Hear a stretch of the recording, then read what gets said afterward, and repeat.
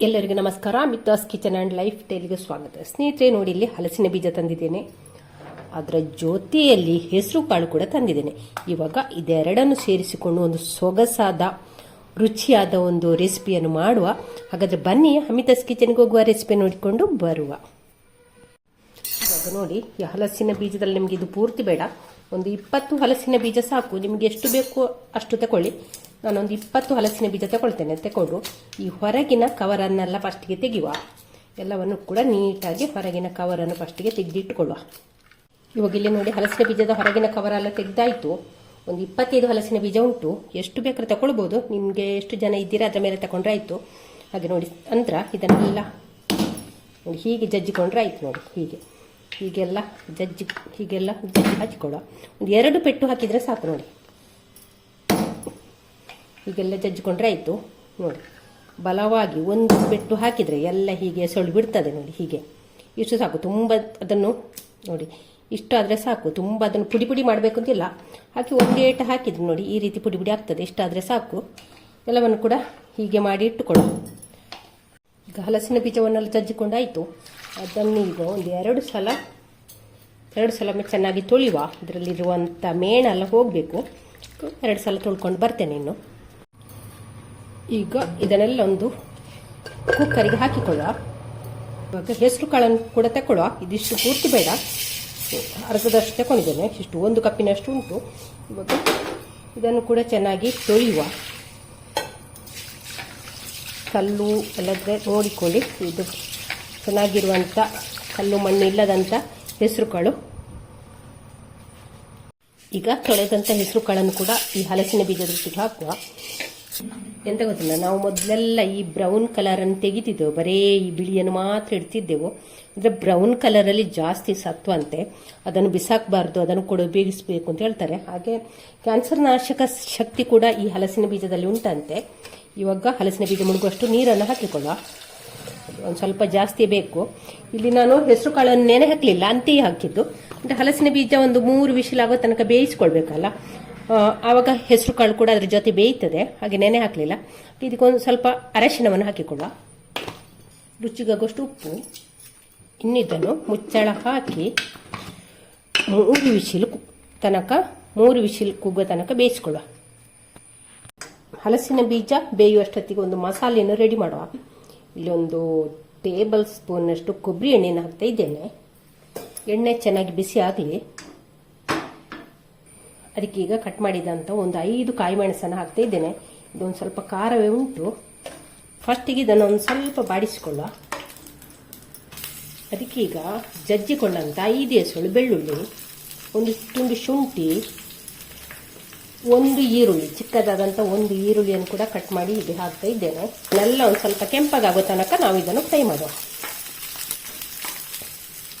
ಇಲ್ಲಿ ನೋಡಿ, ಮೆಣಸೆಲ್ಲ ಬಿಳಿ ಆಯಿತು. ಹಾಗೆ ಈರುಳ್ಳಿ ಕೂಡ ಕೆಂಪಗೆ ಆಗಿದೆ. ಈ ಹೊತ್ತಿಗೆ ನಾವಿಲ್ಲಿ ಚಿಕ್ಕದಾಗಿ ಕಟ್ ಮಾಡಿ ಇಟ್ಟುಕೊಂಡಂಥ 1 ಟೊಮೆಟೊವನ್ನು ಸೇರಿಸುವ. ಟೊಮೆಟೊ ಇಲ್ಲಿ ಮೆತ್ತಗಾಗೋ ರೀತಿ ನಾವು ಇದನ್ನು ಫ್ರೈ ಮಾಡಿದರೆ ಆಯಿತು. ಇವಾಗ ನೋಡಿ, ಇಲ್ಲಿ ಟೊಮೆಟೊ ಮೆತ್ತಗಾಗಿದೆ.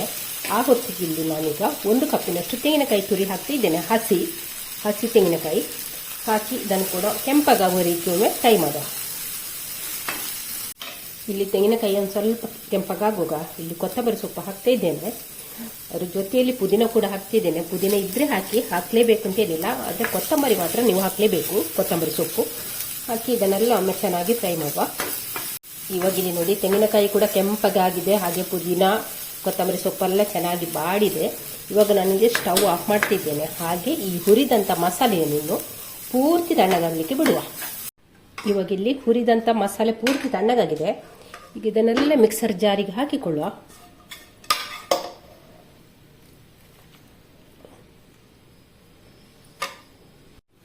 ಇಲ್ಲೊಂದು ತುಂಡು ಹುಣಸೆ ಹುಳಿ ಕೂಡ ಹಾಕಿದ್ದೇನೆ. ಹಾಗೆ ರುಬ್ಲಿಕ್ಕಾಗುವಷ್ಟು ನೀರನ್ನು ಕೂಡ ಹಾಕಿ ಮುಚ್ಚಳ ಹಾಕಿ ನಯವಾಗಿ ರುಬ್ಬಿಕೊಂಡು ಬರುವ. ಈಗ ಇಲ್ಲಿ ಮಸಾಲೆಯನ್ನು ನಯವಾಗಿ ರುಬ್ಬಿಕೊಂಡಾಯಿತು. ಇವಾಗ ಇದನ್ನು ನಾವು ಪಕ್ಕಕ್ಕೆ ಇಟ್ಟುಕೊಳ್ಳುವ. ಇಲ್ಲಿ ಮಣ್ಣಿನ ಚಟ್ಟಿಯನ್ನು ಒಂದು ಸ್ಟವ್ ಮೇಲೆ ಇಟ್ಟಿದ್ದೇನೆ. ಇದಕ್ಕೆ ಈಗ 1 ಟೇಬಲ್ ಸ್ಪೂನ್ನಷ್ಟು ಕೊಬ್ಬರಿ ಎಣ್ಣೆಯನ್ನು ಹಾಕಿಕೊಳ್ಳುವ. ಈಗ ಇಲ್ಲಿ ಬಿಸಿಯಾದಂಥ ಎಣ್ಣೆಗೆ ಸಾಸಿವೆಯನ್ನು ಹಾಕುವ. ಇಲ್ಲಿ ನೋಡಿ, ಸಾಸಿವೆ ಚಟಪಟ ಅಂತ ಹೇಳ್ತಾ ಉಂಟು. ಆ ಹೊತ್ತಿಗೆ ಇಲ್ಲಿ 3 ಎಸಳು ಬೆಳ್ಳುಳ್ಳಿಯನ್ನು ಜಜ್ಜಿಕೊಂಡು ಹಾಕಿದ್ದೇನೆ. ಬೇವು ಸೊಪ್ಪನ್ನು ಕೂಡ ಹಾಕಿಕೊಳ್ಳುವ. ಇಲ್ಲಿ ಚಿಕ್ಕದಾದ ಈರುಳ್ಳಿಯನ್ನು ಚಿಕ್ಕದಾಗಿ ಕಟ್ ಮಾಡಿ ಹಾಕ್ತಾ ಇದ್ದೇನೆ. ಹಾಕಿ ಇದು ಕೂಡ ಈರುಳ್ಳಿ ಕೆಂಪಗಾಗುವ ತನಕ ಇಲ್ಲಿ ನಾವು ಹುರಿಯುವ. ಇದನ್ನು ಕಟ್ ಮಾಡಿದಂಥ 1 ಮೆಣಸನ್ನು ಕೂಡ ಹಾಕುವ. ಈ ಈರುಳ್ಳಿಯಲ್ಲಿ ಕೆಂಪಗಾಗ್ತಾ ಬಂತು. ಆ ಹೊತ್ತಿಗೆ ಇಲ್ಲಿ ನಾನು ಹಿಂಗನ್ನು ಹಾಕ್ತಾ ಇದ್ದೇನೆ. ಪುಡಿ ಹಿಂಗನ್ನು ಹಾಕ್ತಾ ಇದ್ದೇನೆ. ಪುಡಿ ಹಿಂಗು ಅಷ್ಟು ಸ್ಟ್ರಾಂಗ್ ಇರೋದಿಲ್ಲ. 1 ಸ್ಪೂನಷ್ಟು ಹಾಕಿ, ಸಣ್ಣ ಸ್ಪೂನಲ್ಲಿ 1 ಸ್ಪೂನಷ್ಟು ಹಾಕಿ. ಗ್ಯಾಸ್ಟ್ರಿಕ್ ಕೂಡ ಆಗೋದಿಲ್ಲ, ಹಾಗೆ ಜೀರ್ಣಶಕ್ತಿ ಕೂಡ ಹಿಂಗು ಒಳ್ಳೆಯದು. ಈಗ ಅದಕ್ಕೆ 1 ಟೊಮೆಟೊವನ್ನು ಕೂಡ ಹಾಕಿದ್ದೇನೆ. ಸಣ್ಣದಾದ 1 ಟೊಮೆಟೊ ಚಿಕ್ಕದಾಗಿ ಕಟ್ ಮಾಡಿ ಅದನ್ನು ಹಾಕಿದ್ದೇನೆ. ಟೊಮೆಟೊ ಇಲ್ಲಿ ಚೆನ್ನಾಗಿ ಮೆತ್ತಗೆ ಆಗಬೇಕು, ಆ ರೀತಿ ಇದನ್ನು ನಾವು ಹುರಿಯುವ. ಟೊಮೆಟೊ ನಮಗೆ ಬೇಗ ಮೆತ್ತಗಾಗಬೇಕು ಅಂದರೆ ಏನು ಮಾಡಬೇಕು? ಮುಚ್ಚಳ ಮುಚ್ಚಿ ಬೇಯಿಸ್ಕೊಳ್ಬೇಕಲ್ಲ. ಇವಾಗ ಮುಚ್ಚಳ ತೆಗೆಯುವ.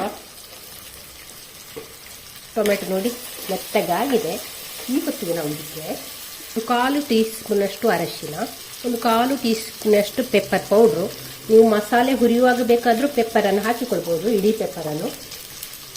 ಈಗ 1 ಟೀ ಸ್ಪೂನಷ್ಟು ಗರಂ ಮಸಾಲ, 1 ಟೀ ಸ್ಪೂನಷ್ಟು ಧನಿಯಾ ಪೌಡ್ರು, 1/4 ಟೀ ಸ್ಪೂನಷ್ಟು ಜೀರಿಗೆ.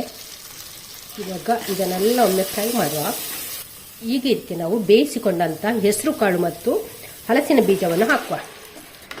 ಒಮ್ಮೆ ಚೆನ್ನಾಗಿ ಮಿಕ್ಸ್ ಮಾಡುವ. ಮುಚ್ಚಳ ಮುಚ್ಚಿ ಒಗ್ಗರಣೆಯಲ್ಲಿ ಒಮ್ಮೆ ಚೆನ್ನಾಗಿ ಕುದಿ ಬರಲಿ. ಇವಾಗ ಮುಚ್ಚಳ ತೆಗೆಯುವ. ನೋಡಿ, ಒಗ್ಗರಣೆ ಹೆಸರು ಕಾಳು ಮತ್ತು ಹಲಸಿನ ಬೀಜ ಒಗ್ಗರಣೆಯಲ್ಲಿ ಚೆನ್ನಾಗಿ ಕುದಿತಾ ಉಂಟು. ಅದಕ್ಕೆ ಈಗ ರುಬ್ಬಿದಂಥ ಮಸಾಲೆಯನ್ನು ಸೇರಿಸಿಕೊಳ್ಳ. ಈಗ ಇದನ್ನೊಮ್ಮೆ ಚೆನ್ನಾಗಿ ಮಿಕ್ಸ್ ಮಾಡುವ. ಹಲಸಿನ ಬೀಜ ಈ ಮಸಾಲೆ ಎಲ್ಲ ಚೆನ್ನಾಗಿ ಒಮ್ಮೆ ಬೇರಿಲಿ. ಹಾಗೆ ತುಂಬ ತೆಳ್ಳಗೆ ಮಾಡಲಿಕ್ಕಿಲ್ಲ. ಇದು ಇಷ್ಟು ದಪ್ಪ ಉಂಟಲ್ಲ. ಈಗ ಮಸಾಲೆಯಲ್ಲಿ ಒಂದು ಸ್ವಲ್ಪ ಹೊತ್ತು ಚೆನ್ನಾಗಿ ಕುದಿ ಬರಲಿ. ಇದು ಈ ದಪ್ಪ ಮಸಾಲೆಯಲ್ಲಿ ಈಗ ನಾವು ಮಿಕ್ಸರ್ ಜಾರ್ ತೊಳೆದಂಥ ನೀರನ್ನು ಸೇರಿಸಿಕೊಳ್ಳ. ಸೇರಿಸಿ ಒಮ್ಮೆ ಚೆನ್ನಾಗಿ ಮಿಕ್ಸ್ ಮಾಡುವ. ಇವಾಗ ನೋಡಿ, ನೀರು ಹಾಕಿ ಈ ರೀತಿ ಮಾಡಿಕೊಂಡಿದ್ದೇನೆ. ಇಷ್ಟು ತೆಳ್ಳಗುಂಟು. ಇದು ಚೆನ್ನಾಗಿ ಕುದಿ ಬಂದಾಗ ಇನ್ನೂ ಸ್ವಲ್ಪ ದಪ್ಪ ಆಗ್ತದೆ. ಹಾಗೆ ತಣ್ಣಗಾದ ನಂತರ ಮತ್ತೂ ಸ್ವಲ್ಪ ದಪ್ಪ ಆಗ್ತದೆ. ಆ ರೀತಿ ಮಾಡಿಕೊಂಡ್ರೆ ಆಯಿತು.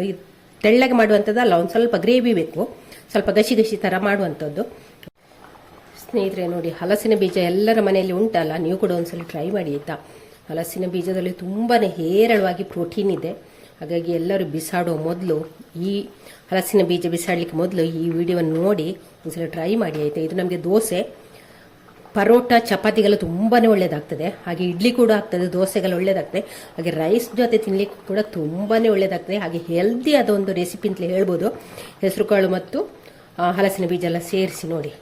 ಇವಾಗ ಇಲ್ಲೊಂದು ಸ್ವಲ್ಪ ಗಟ್ಟಿ ಆಗ್ತಾ ಬಂತು. ಇನ್ನೊಂದು ಸ್ವಲ್ಪ ನೋಡಿ, ಇನ್ನೊಂದು ಸ್ವಲ್ಪ ಗಟ್ಟಿ ಆಗಬೇಕು. ಹಾಗೆ ಚೆನ್ನಾಗಿ ಇದೊಮ್ಮೆ ಕುದಿ ಬರಲಿ. ನೋಡಿ, ಇವಾಗ ಚೆನ್ನಾಗಿ ಕುದಿ ಬರ್ತಾ ಉಂಟು. ಈ ಹೊತ್ತಿಗೆ ಇಲ್ಲಿ ಕೊತ್ತಂಬರಿ ಸೊಪ್ಪು ಹಾಕಿಕೊಳ್ಳುವ. ಹಾಕಲೇಬೇಕು ಅಂತೇನಿಲ್ಲ, ಹಾಕಿದರೆ ಟೇಸ್ಟ್ ಚೆನ್ನಾಗಿರ್ತದೆ. ಹಾಗೆ ಇದ್ರೆ ಟೇಸ್ಟ್ ನೋಡಿಕೊಳ್ಳಿ, ಉಪ್ಪು ಹುಳಿ ಖಾರ ಎಲ್ಲ ನೋಡಿಕೊಳ್ಳಿ. ಹಾಗೆ ನೋಡಿ, ಎಷ್ಟು ಈಗ ನೋಡಿ ಸ್ವಲ್ಪ ಗಟ್ಟಿಯಾಗಿದೆಯಲ್ಲ, ಇನ್ನೊಂದು ಸ್ವಲ್ಪ ತಣ್ಣಗಾದ ನಂತರ ಗಟ್ಟಿ ಆಗ್ತದೆ. ಹಾಗೆ ಸ್ನೇಹಿತರೆ, ಈ ರೆಸಿಪಿ ನಿಮ್ಗೆ ಇಷ್ಟ ಆದರೆ ಲೈಕ್, ಶೇರ್, ಕಮೆಂಟ್ ಮಾಡಿ. ಚಾನಲ್ಗೆ ಯಾರಾದರೂ ಹೊಸಬರಿದ್ರೆ ಪ್ಲೀಸ್ ಸಬ್ಸ್ಕ್ರೈಬ್ ಮಾಡಿಕೊಂಡು ಚಾನಲನ್ನು ನೋಡಿ. ಥ್ಯಾಂಕ್ ಯು ಸ್ನೇಹಿತರೆ. ನಾಳೆ ಹೊಸ ಬ್ಲಾಗ್ ಅಥವಾ ರೆಸಿಪಿಯನ್ನು ಸಿಗೋಣ. ಅಲ್ಲಿವರೆಗೆ ಟೇಕ್ ಕೇರ್, ಬೈ ಬಾಯ್. ನೋಡಿ, ಚೆನ್ನಾಗಿ ಕುದೀತಾ ಉಂಟು. ಸ್ಟವ್ ಆಫ್ ಮಾಡುವ. ಹಾಗೆ ಎಲ್ಲ ಮಸಾಲೆ, ತೆಂಗಿನಕಾಯಿ ಎಲ್ಲವನ್ನು ಕೂಡ ನಾವು ಹುರಿದು ಮಾಡಿದಂಥದ್ದಲ್ಲ. ಹಾಗೆ ಜಾಸ್ತಿ ಇದನ್ನು ಕುದಿಸೋದು ಬೇಡ, ಸಾಕು. ಇವಾಗ ಮುಚ್ಚಳ ಮುಚ್ಚಿ ಸ್ವಲ್ಪ ಹೊತ್ತು ತಣ್ಣಗಾಗಲಿಕ್ಕೆ ಬಿಡುವ. ನಂತರ ಚಪಾತಿ ಜೊತೆ ತಿನ್ನುವ.